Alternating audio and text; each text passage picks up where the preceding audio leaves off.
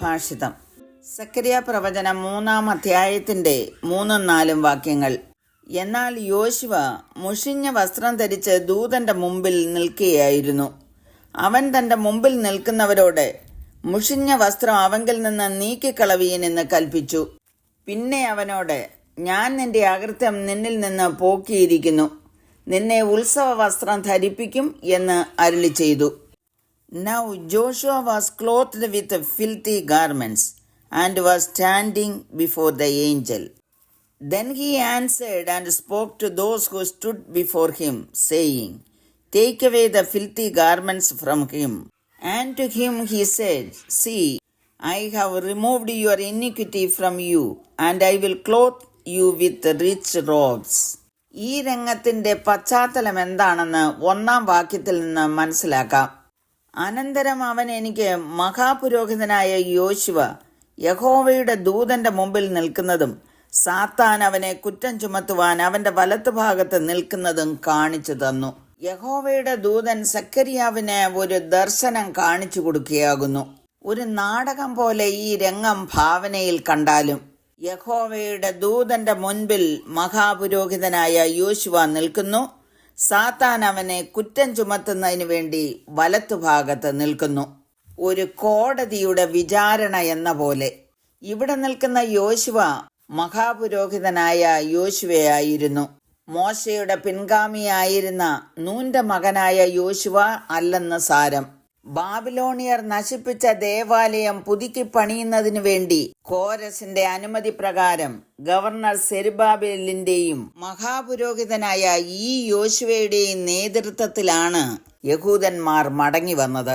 അദ്ദേഹം യഹോസാദാക്കിന്റെ മകനായിരുന്നു എന്ന് ഹഗ്ഗായി പ്രവചനത്തിൽ രേഖപ്പെടുത്തിയിട്ടുണ്ട്. യോശുവ ഒരു മഹാപുരോഹിതനായിരുന്നതിനാൽ അദ്ദേഹത്തിന്റെ വസ്ത്രം പ്രത്യേകതയുള്ളതാണെന്ന് നമുക്കറിയാം. ഈ വസ്ത്രം മുഷിഞ്ഞതായി സാത്താൻ കണ്ടുപിടിക്കുന്നു. ദൈവം തിരഞ്ഞെടുത്തവനാണ്, ശുശ്രൂഷ ചെയ്യുന്നവനുമാണ്. അദ്ദേഹത്തെ കുറ്റം ചുമത്താനാണ് സാത്താൻ യഹോവയുടെ ദൂതന്റെ മുമ്പിൽ എത്തിയിരിക്കുന്നത്. യഹോവ സാത്താനെ ഭത്സിച്ചതായിട്ട് 2-ാം വാക്യത്തിൽ എഴുതിയിട്ടുണ്ട്.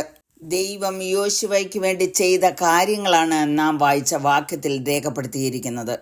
യേശുവിന്റെ രക്തത്താൽ വീണ്ടെടുക്കപ്പെട്ട ദൈവം നീതീകരിച്ച തന്റെ മക്കളെ കുറ്റം ചുമത്തുവാൻ സാത്താൻ അതിപ്രയത്നം ചെയ്തുകൊണ്ടിരിക്കുന്നു. മനുഷ്യന്റെ ഹൃദയത്തിലാണ് പിശാച് അധികമായി പ്രയത്നിക്കുന്നത്.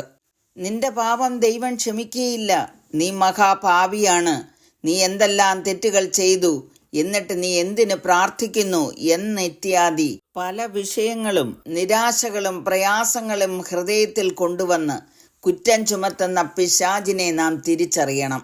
പിശാചിനോട് എതിർത്ത് നിൽപ്പീൻ, എന്നാൽ അവൻ നിങ്ങളെ വിട്ട് ഓടിപ്പോകും. ദൈവത്തോട് അടുത്ത് ചെല്ലുവീൻ, എന്നാൽ അവൻ നിങ്ങളോടും അടുത്ത് വരും.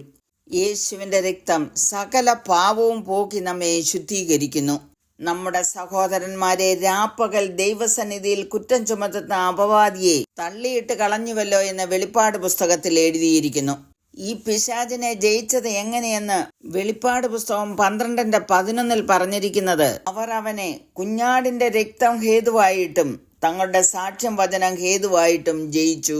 രക്ഷയുടെ വസ്ത്രം അണിയിച്ച് നീതി എന്ന കവചം ധരിപ്പിച്ച് നമ്മെ വീണ്ടെടുത്ത കർത്താവ് ഒരിക്കലും പിശാചിന് നമ്മെ ഏൽപ്പിച്ചു കൊടുക്കുകയില്ല. പത്രോസ് പറഞ്ഞിരിക്കുന്നത്, നിർമ്മതരായിരിപ്പീൻ, ഉണർന്നിരിപ്പീൻ, നിങ്ങളുടെ പ്രതിയോഗിയായ പിശാച് അലർന്ന സിംഹം എന്ന പോലെ ആരെ വിഴുങ്ങേണ്ടു എന്ന് തിരിഞ്ഞ് ചുറ്റി നടക്കുന്നു. ലോകത്തിൽ നിങ്ങൾക്കുള്ള സഹോദരവർഗത്തിന് ആ വക കഷ്ടപ്പാടുകൾ തന്നെ പൂർത്തിയായി വരുന്നു എന്നറിഞ്ഞ് വിശ്വാസത്തിൽ സ്ഥിരമുള്ളവരായി അവനോട് എതിർത്ത് നിൽപ്പീൻ. എന്നാൽ അല്പകാലത്തേക്ക് കഷ്ടം സഹിക്കുന്ന നിങ്ങളെ ക്രിസ്തുവിൽ തന്റെ നിത്യ തേജസ്സിനായി വിളിച്ചിരിക്കുന്ന സർവകൃപാലുവായ ദൈവം തന്നെ യഥാസ്ഥാനപ്പെടുത്തി ഉറപ്പിച്ച് ശക്തീകരിക്കും. God bless you all with these words.